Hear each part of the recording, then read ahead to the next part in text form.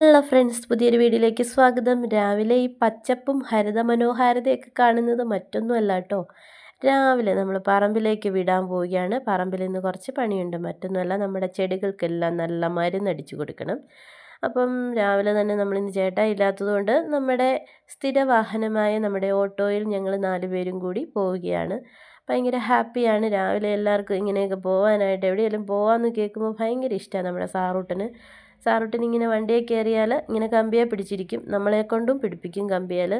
സുരക്ഷിതത്വം അവൾക്ക് മെയിൻ പോളിസിയാണ്. നമ്മളെയും വണ്ടിയിൽ ഇങ്ങനെ കമ്പിയെ പിടിപ്പിക്കും. ചുമ്മാ പിടിക്കാതിരിക്കുന്നാൽ അവൾക്ക് ഇഷ്ടപ്പെടുകയില്ല.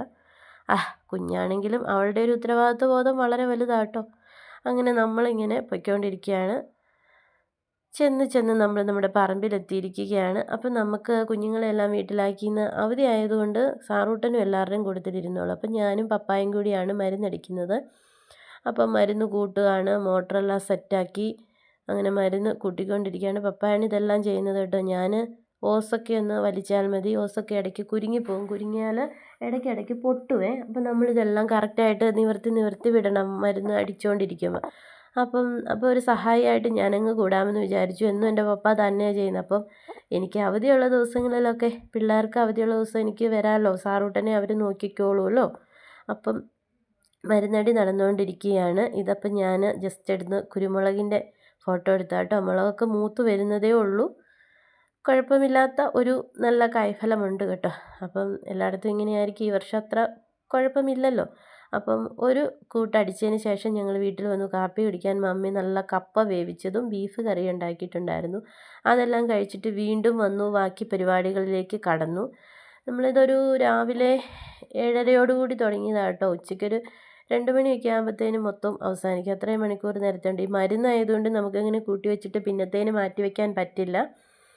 അപ്പോൾ കാലാവസ്ഥ അനുസരിച്ച് വേണം. മഴയില്ലാത്ത കാലാവസ്ഥയിലൊക്കെ വേണം ഇത് പിടിക്കാനായിട്ട്. മരുന്നടിച്ചതിന് ശേഷം ഒരു 2 മണിക്കൂറെങ്കിലും വെയിൽ വേണം. അപ്പം ആ ഒരു അന്തരീക്ഷം നോക്കി വേണം നമ്മൾ കാര്യങ്ങളെല്ലാം മുന്നോട്ട് കൊണ്ടുപോകാനായിട്ട്. ഇപ്പം പൊതുവേ മഴയില്ലാത്തത് കൊണ്ട് കുഴപ്പമില്ല. അങ്ങനെ മരുന്നടിയെല്ലാം ഫൈനലി കഴിഞ്ഞു. ഇനി വീട്ടിൽ വന്ന് കുളിച്ചതിന് ശേഷം നമുക്ക് നല്ല ഭക്ഷണത്തിലേക്ക് കടക്കാം. മെയിൻ പരിപാടിയിലേക്ക് കടക്കാം എന്ന് തന്നെ വേണം പറയാൻ. നല്ല ബീഫ് കറി, പയറ് തോരൻ, നെല്ലിക്ക അച്ചാറൊക്കെ കൂട്ടി നല്ലതായിട്ട് ചോറുണ്ണുവാണ്. കുളിയൊക്കെ കഴിഞ്ഞ് ഇനിയിപ്പം ഇതെല്ലാം കഴിഞ്ഞിട്ട് പെട്ടെന്ന് തന്നെ ഞങ്ങൾ വീട്ടിലേക്ക് പോന്നു. അപ്പോൾ വീണ്ടും വണ്ടി വന്നായിരുന്നു കേട്ടോ. ഓട്ടോയ്ക്കാണ് നമ്മൾ വീട്ടിൽ വന്നു. വീട്ടിൽ വന്നതിന് ശേഷം നല്ല കടും കാപ്പിയും നല്ല മടക്കുമുണ്ട്. അത് അങ്ങോട്ട് കുടിക്കുകയാണ്. എനിക്ക് നല്ല തൊണ്ടവേദനയൊക്കെ ഉണ്ട്. അപ്പം നല്ലൊരു ചൂട് കടും കാപ്പി കുടിക്കാമെന്ന് വിചാരിച്ചു. വീട്ടിൽ നിന്ന് ചോറുണ്ട് ഉടനെ പോകുന്നതല്ലേ. അപ്പം നല്ല മടക്കും കൂട്ടി കഴിക്കുകയാണ്. ഇനിയിപ്പോൾ ചേട്ടായി വന്നു കഴിയുമ്പോൾ നമ്മളൊന്ന് കട്ടപ്പന വരെ പോവുക. ഇച്ചിരി ഷോപ്പിംഗ് ഒക്കെ ഉണ്ട്. മെയിനായിട്ട് നമുക്കൊരു മന്തി കഴിക്കാൻ ഭയങ്കര ഒരു മോഹം. അപ്പം ഇന്ന് പോകാമെന്നും പറഞ്ഞ് ചേട്ടായി കൊണ്ടുപോകുന്നതാണ് കേട്ടോ. പിന്നെ നമ്മുടെ സാറൂട്ടനൊരു വണ്ടി വാങ്ങിക്കണം. ചെറിയൊരു വണ്ടി വാങ്ങിക്കണം.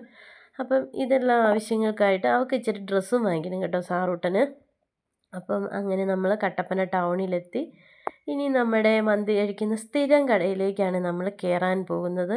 എന്തോ പറയാനാ, സ്ഥിരം കടയിൽ മന്തി അങ്ങ് തീർന്നു. അപ്പം പിന്നെ അൽഫാമും പിന്നെ ബിരിയാണി റൈസുമാണ് ഓർഡർ ചെയ്തത്.